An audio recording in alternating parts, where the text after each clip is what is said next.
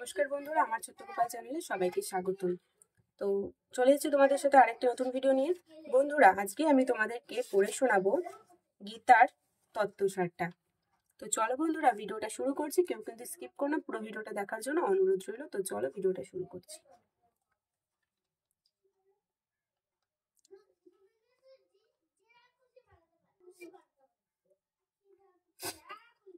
গীতা তত্ত্বসার প্রথম অধ্যায়।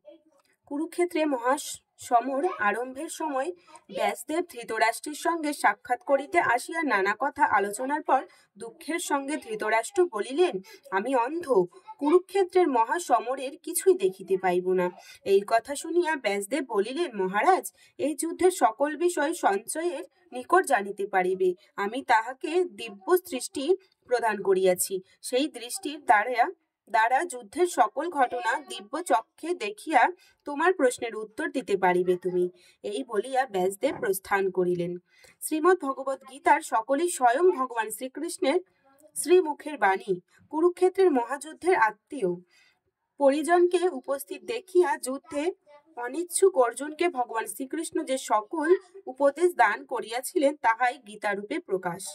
ব্যাসদেবের কৃপায় সঞ্জয় দিব্য দৃষ্টি লাভ করিয়া হস্তিনায় ধৃতরাষ্ট্রের নিকটে বসিয়াই সে সকল কথা বলিয়াছিলেন তাহারই সারমর্ম এখানে দেওয়া হলো।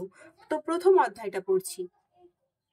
অর্জুন বিষাদ যোগ। কুরুক্ষেত্রের যুদ্ধস্থলে অর্জুন আত্মীয় সকলকে যুদ্ধ নিমিত্ত উপস্থিত দেখিয়া ধনুর্বাণ ত্যাগ করিয়া সারথী রূপী ভগবান শ্রীকৃষ্ণকে বলিলেন, হে কৃষ্ণ, যুদ্ধক্ষেত্রে এই সকল আত্মীয় স্বজন গণকে দেখিয়া আমার সারা দেহ কম্পিত হইতেছে, হাত হইতে ধনুর্বাণ খসিয়া পড়িতেছে, আমি যুদ্ধ করিতে পারিব না।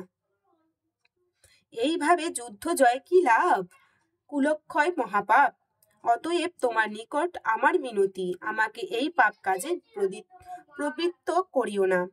দ্বিতীয় অধ্যায়, সাংখ্যযোগ। অর্জুনের মনের অবস্থা বুঝিয়া ভগবান শ্রীকৃষ্ণ তখন অর্জুনকে পাপ, পুণ্য, ধর্ম, অধর্ম এবং কর্তব্য ও অকর্তব্য সম্পর্কে সারমর্ম বুঝাইতে লাগিলেন। শ্রী ভগবান বলিলেন, হে অর্জুন, যুদ্ধে উভয় পক্ষেরই মৃত্যু অবধারিত। কিন্তু মৃত্যু কি? মানুষ জন্ম সময়ে থাকে শিশু, তারপর ক্রমে ক্রমে কৈশোর ও যৌবন পার হইয়া বার্ধক্য উপনীত হয়। এই পর্যায়গুলির মতোই মৃত্যু একটি পর্যায়। কিন্তু দেহের পরিবর্তন ঘটলেও আত্মার কোনরূপ পরিবর্তন ঘটে না। আত্মার ক্ষয় এবং মৃত্যু নাই। জ্ঞানীগণ এই জন্যই ক্ষণস্থায়ী জীবনের জন্য কখনো শোক বা দুঃখ প্রকাশ করে না। পুরাতন জীর্ণ বস্ত্র ত্যাগ করিয়া যেমন মানুষ নববস্ত্র পরিধান করে, সেই প্রকার আত্মাও জীর্ণ দেহ ত্যাগ করিয়া নবদেহ ধারণ করে। আত্মা অবিনশ্বর ও চোখে দেখা যায় না। আত্মদর্শনের জন্য যোগ সাধন ও ব্রহ্ম জ্ঞানের প্রয়োজন হয়। সকলেই কর্ম করিতে হয়। ব্রহ্মজ্ঞানীও কর্ম করেন, কিন্তু সেই কর্ম নিষ্কাম। অতএব হে অর্জুন, তুমি নিষ্কাম ভাবে কর্ম করো। এইরূপ নিষ্কাম ভাবে যুক্ত করিয়া ক্ষাত্র ধর্ম পালন করিতে উপদেশ দিলেন। এবার আমরা পড়ব তৃতীয় অধ্যায়, কর্মযোগ। একদিকে ব্রহ্মজ্ঞান, অপরদিকে নিষ্কাম কর্মের কথা শুনিয়া অর্জুন বিভ্রান্ত হইলেন। তাহা বুঝিয়া শ্রী ভগবান শ্রীকৃষ্ণ বলিলেন, হে অর্জুন, আমি মানবের হিতার্থে বেদ ধর্ম প্রচার করি। বেদে দুইটি পথে নির্দেশ দেওয়া হইয়াছে, তাহার মধ্যে একটি জ্ঞান, অন্যটি হচ্ছে নিষ্কাম ধর্ম। আজীবন ব্রহ্মচর্য পরায়ণ ব্যক্তি জ্ঞান মার্গের অধিকারী। এই পথে কঠোর যোগ সাধনার দ্বারা সেজন্য খুব অল্প সংখ্যক ব্যক্তি এই সাধনার সিদ্ধি লাভ করেন। অতএব গৃহী গ্রহের নিষ্কাম পথ অবলম্বন করা উচিত। নিষ্কাম কর্মের ফলে মন শুদ্ধ হয় এবং মন শুদ্ধ হইলে জ্ঞানও শুদ্ধ হয়। নিষ্কাম কর্মীগণের সর্বদা মনে রাখিতে হইবে যে কার্যে তিনি ব্রতী হইয়াছেন, সেই কাজ শ্রী ভগবানের, তাহার নিজের নহে। এই রূপে শ্রী ভগবান অর্জুনকে আসক্তিহীন হইয়া নিজ কর্তব্য পালনের কথা বলিলেন। শ্রী ভগবান বলিলেন, হে অর্জুন, জয় পরাজয় বিনাশ বা হিংসার কথা ভুলিয়া যুদ্ধে প্রস্তুত হও।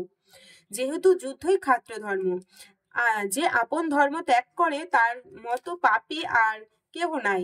নিজ ধর্মে মৃত্যুবরণ করাও শ্রেয়, কিন্তু পরধর্ম ভয়াবহ জানিবে। অর্জুন বলিলেন, হে কৃষ্ণ, হে সখা, আমি তোমার কথা কিছুই বুঝিতে পারিতেছি না। শ্রী ভগবান বলিলেন, হে অর্জুন, অগ্নি যেমন ধূমাবৃত থাকে, সেই রূপ ক্রোধ, দেশ ও হিংসা রূপ ধোঁয়াতেও মানুষের জ্ঞান আচ্ছন্ন থাকে। অতএব তুমি হিংসা, লোভ মোহ প্রভৃতি ত্যাগ করিয়া নিজেকে জানিতে চেষ্টা করো, তাহা হইলে সম্যক অবগত হইবে।